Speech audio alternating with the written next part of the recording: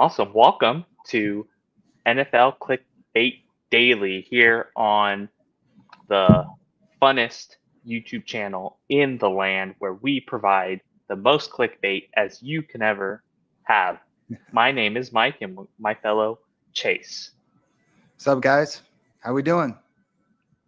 Awesome. Chase has upgraded to a new mic, so now we can hear him. Yeah, I'm upgraded, baby. All right. So the big thing that we're talking about today is the NFL and ESPN has come to agreement for the NFL RedZone to now be a part of the ESPN package, and how that might disrupt our weekends watching football. Yeah. And I would assume the big thing, Scott Hanson is still staying with RedZone, but are we getting commercials? I think that's the big question. That's really the only thing I Yeah. don't care about. Yeah, I don't think we're going to have an issue with the host changing. I think it's still going to be Scott Hanson. But to your point, yeah, are we going to get commercials now? Because the Red Zone's big thing when it was on through the NFL Network, or I can't remember. I'm pretty sure NFL Network, considering it's ESPN now, was they didn't really have commercials. So money talks, and Money talks. here we go.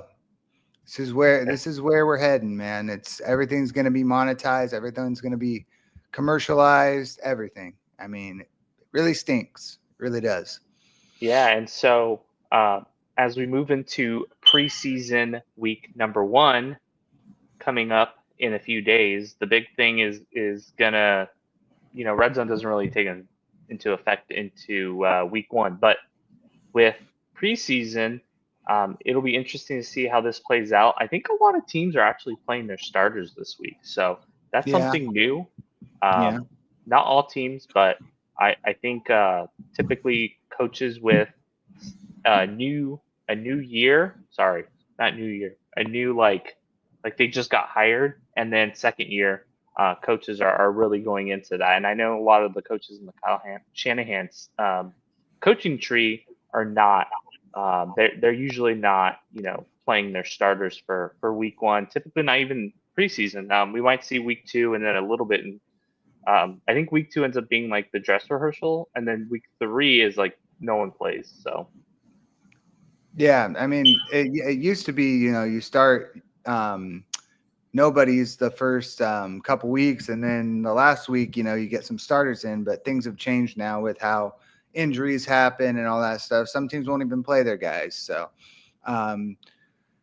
yeah, like joint practices are going to be like the main thing to like get, some guys some work before the season starts. Like the Cowboys and Rams went toe to toe at joint practice today, and the Cowboys got their butts whipped. So that's fun. really, yeah, they did not look good. Dak and Pickens was about the only bright spot, and maybe a little bit of Jack Sanborn in the run game, or like the run defense. But overall, I mean, it is what it is. It's a joint practice, and there's a lot of guys that aren't, gonna be doing a lot right now, so it's not too much to take from it. But the Dak to Pickens connection looks really good, so that's going to be a problem for other NFL defenses. So that's a good thing. yeah. So tomorrow, I believe the 49ers, not tomorrow, Thursday, the 49ers have the joint practice with the Broncos. So we'll see how that plays out. And typically what the 49ers use that kind of as a more of a understanding of how their team looks compared to actually preseason games, just because you're not going to see most of the starters. You're going to basically use that one joint practice to kind of determine where you're at. And, some of the young guys like Ricky Pearsall, who's been outstanding in 49ers camp since he's been healthy. We'll see him next to Surtain. I mean, that'll be a pretty good matchup to see where he's at. And then I just want to like touch base on one specific thing that is a problem, and that's the Juwan Jennings.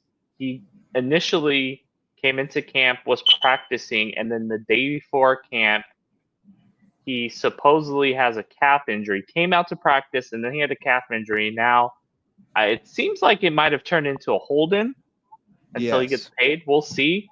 I think with some of the things that are occurring around the team, like Robinson. I can't remember his first name. He's the receiver. He's played on the Chiefs. He was on the Raiders. Sorry, the Rams last year. He looked like a pretty important piece for the wide receiver depth. He's probably going to get suspended here. Prior to last year he had a DUI and he was going like 100 miles an hour. We did see Addison for the Vikings get a 3-game suspension today, so I'm going to make the guess that we'll see the same with him. So that kind of puts in perspective it puts in perspective depth issues for the 49ers at receiver. So we'll see how it plays out. There's some young guys that could potentially earn a role, and then we do have Russell Gage, who is a guy a few years ago. He was with the Falcons, and he's had a couple decent seasons. So there's a veteran presence there that they could rely on if they need to. But it's definitely something to watch for, especially for fantasy. I am jumping on, if you have not, on the Ricky Pearsall hype. I'm all in. He looks like he's going to be a 1,000-yard receiver if he can just stay healthy. So that's one to keep note for anyone who watches. Oh, wow. Sorry. Guy Haberman just got announced as the 49ers fill-in for Greg Papa, who has cancer. Oh, for broadcasting? For the 49ers. Is he a broadcaster, or is he the beat reporter? He's the voice of the 49ers, so he's the one that's on at the game, yeah. So he got diagnosed with leukemia. Not leukemia, cancer. I don't know what it is, but Guy Haberman, pretty big name in college football and basketball. So, anyways, that's pretty cool. So Keenan Allen signed with the Chargers. I mean, we can touch on that for a second. I mean, that's interesting. I don't know how much it really moves the needle for Ladd McConkey or anything like that, fantasy wise. Do you think it moves the needle?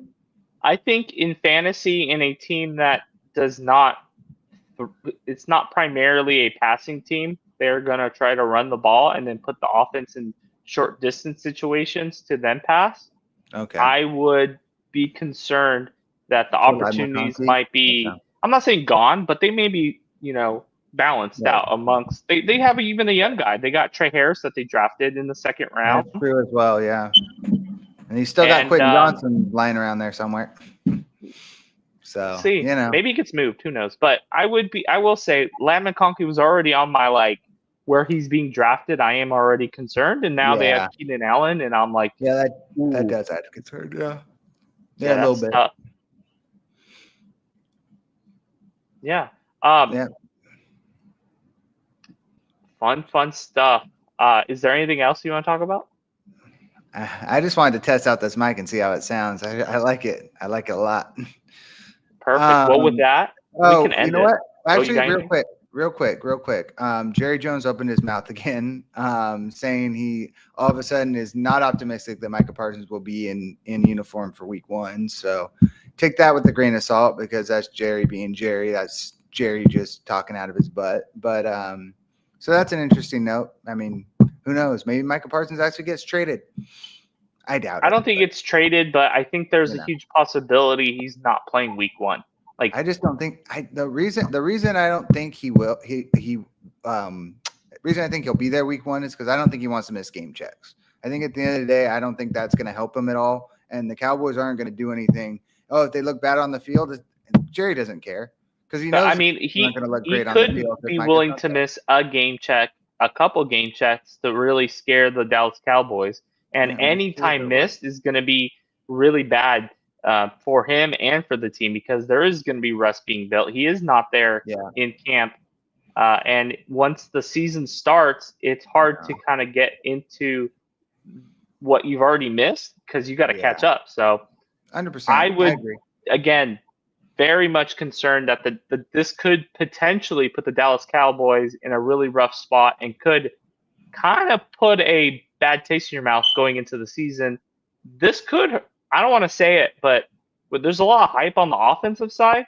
This could potentially bring a big burden into the locker room as morale, especially if you start losing games early on in the season.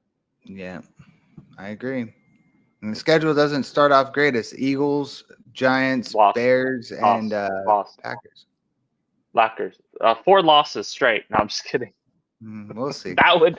I mean, Well, at least if Mike is bet, we're at least going to beat the Giants. Yeah. We're gonna beat the we'll Giants. see. We'll But, see. Who knows? yeah, Russell we'll see what Wilson happens, might be a surprise. Yeah, maybe. But yeah, it's not great for the defense. I mean, if you're talking about fantasy though, Dak and CD and Pickens to the moon. Stock way up. I like it. All right. That's impressive. Well, with that, sorry we weren't very unprepared. We just wanted to test the mic, but we'll be back with more clickbait content. If you haven't checked out our shorts, we are struggling today, but if you want to watch the 10 that we've posted today, click it, watch it. There's some good content that's going around the NFL league at this moment. So there's a Mahomes short that is pretty epic. He has pretty damn good accuracy. And then one other one, it was the Bengals defensive end, his second step burst, he's insanely fast. So if you check it out, also Tua connected with one of his depth receivers on a pretty nice catch. So check those out, and we'll talk to you later. Thank you. Have a good one, guys.